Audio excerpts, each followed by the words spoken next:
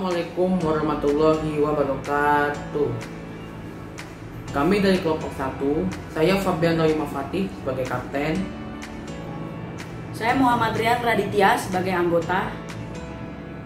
Saya Makaila Madia Putri sebagai anggota. Saya Nabila Trinurakhwan sebagai anggota. Pelaku ekonomi.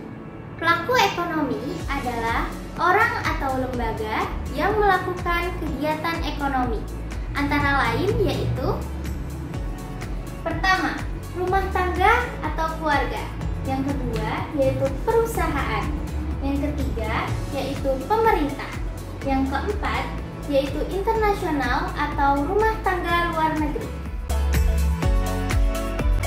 Peran masing-masing pelaku ekonomi. Pelaku ekonomi yang pertama yaitu rumah tangga keluarga. Rumah tangga keluarga memiliki dua peran, yaitu rumah tangga keluarga sebagai konsumen. Konsumen artinya melakukan kegiatan konsumsi barang dan jasa untuk memenuhi kebutuhan hidupnya. Peran rumah tangga yang kedua yaitu penyedia faktor produksi, meliputi faktor produksi alam berupa penyediaan lahan dan bahan baku, faktor produksi modal dapat berupa barang dan uang, faktor produksi tenaga kerja, dan yang terakhir kewirausahaan. Kewirausahaan adalah kemampuan seseorang dalam mengombinasikan faktor-faktor produksi yang dilakukan dalam proses produksi.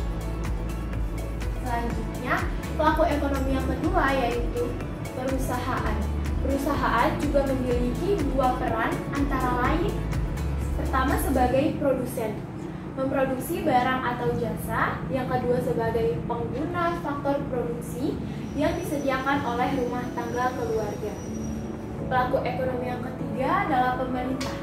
Pemerintah memiliki tiga peran penting, diantaranya sebagai regulator, mengatur perekonomian suatu negara, hingga tercapai kesejahteraan masyarakat secara adil dan merata. Yang kedua, konsumen. Negara atau pemerintah membeli barang atau jasa dari produsen. Yang ketiga, produsen. Pemerintah membentuk BUMN atau badan usaha milik negara.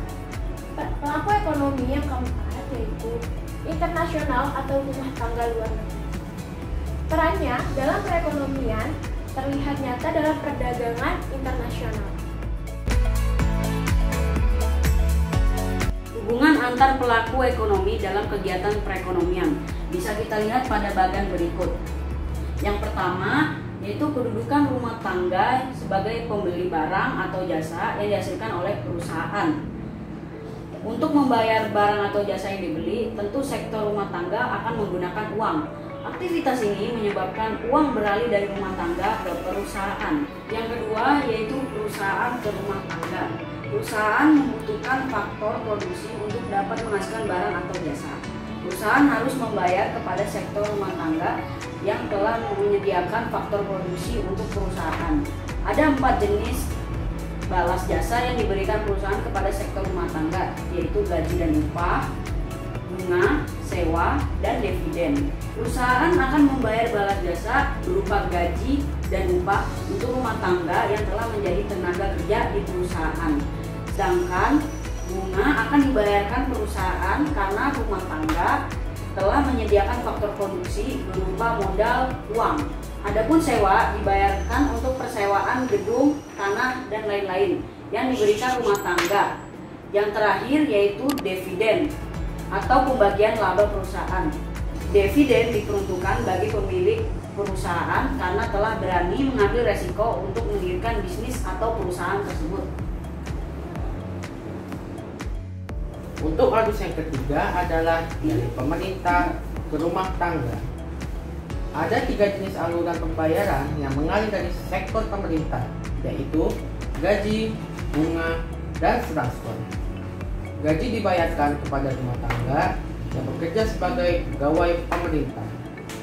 Bunga dibayarkan sebagai balas jasa kepada sektor rumah tangga yang menyediakan pinjaman dana untuk pemerintah. Sedangkan transfer atau subsidi yaitu bantuan yang diberikan pemerintah kepada rumah tangga. Untuk arus yang keempat adalah sebaliknya, yaitu dari rumah tangga ke pemerintah. Interaksi ini dapat terjadi karena sektor rumah tangga memiliki kewajiban membayar pajak penghasilan. Penghasilan ini didapatkan rumah tangga harus dibayarkan sehingga uang mengalir dari rumah tangga ke pemerintah. Arus yang kelima adalah dari perusahaan ke pemerintah. Aliran uang dapat mengalir dari perusahaan ke pemerintah dalam bentuk pajak. Pajak yang dapat dikenakan pada perusahaan bermacam-macam, misalnya pajak penghasilan atau pajak bumi dan bangunan. Sehingga uang dari sektor perusahaan akan mengalir ke sektor pemerintah.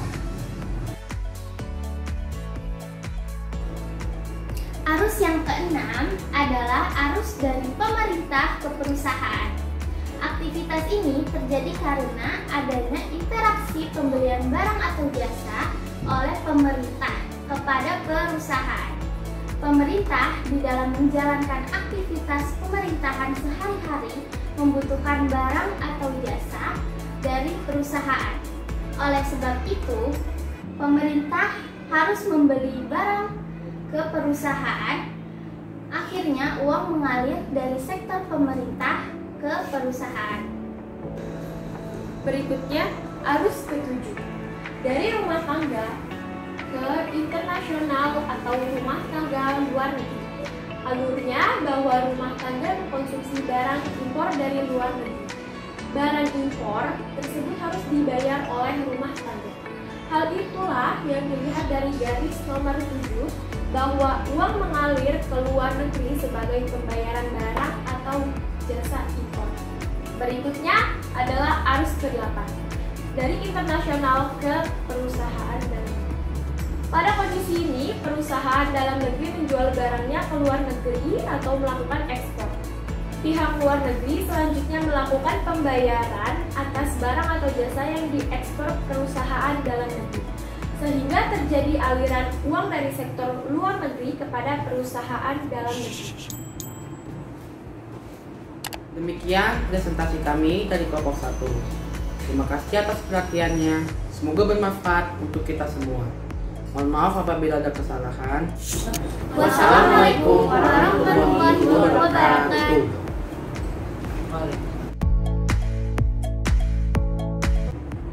Demikian presentasi dari kami kelompok 1. Terima kasih. Langsung belajar. Lanjut.